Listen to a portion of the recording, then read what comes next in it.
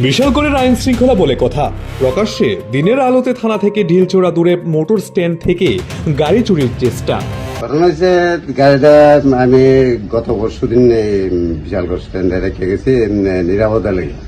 গাড়ি আগে থাকতো না আমার কথা, ওখানে গাড়ি ফাইসা জায়গায়, এই কারণে মালিক করছে যে গাড়িটা স্ট্যান্ডে রাখো নিরাপদে থাকো।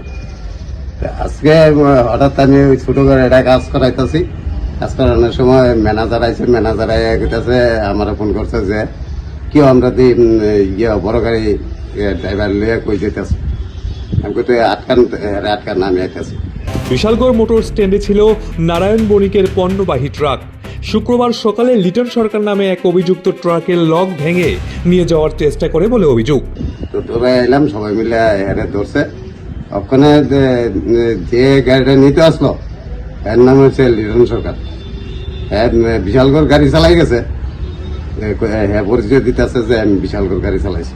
মানে আপনার গাড়িটা চুরি করে দিতে আসলো? এটা স্ট্যান্ডের থেকে হ্যাঁ দরজা খুললা লক ভাঙিয়া বাইর করে লিয়ে যেতেছে। পরে অন্য গাড়ির চালকরা তাকে পাকড়াও করে পুলিশের হাতে তুলে দেন। দিন দুপুরে ট্রাক চুরির চেষ্টার ঘটনায় বিশালগড় থানার ভূমিকা নিয়ে আবারও প্রশ্ন তুলছেন সাধারণ মানুষ।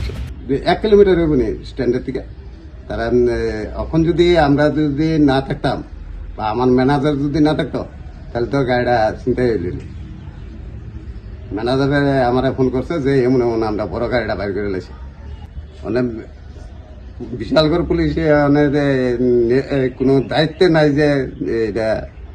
পুলিশ যদি প্রতিদিন সক্রিয় ভূমিকা পালন করত তাহলে কিভাবে বিশালগড়ে একের পর এক অপরাধমূলক ঘটনা ঘটে চলছে? প্রশ্ন খোদ বিশালগড়বাসীর।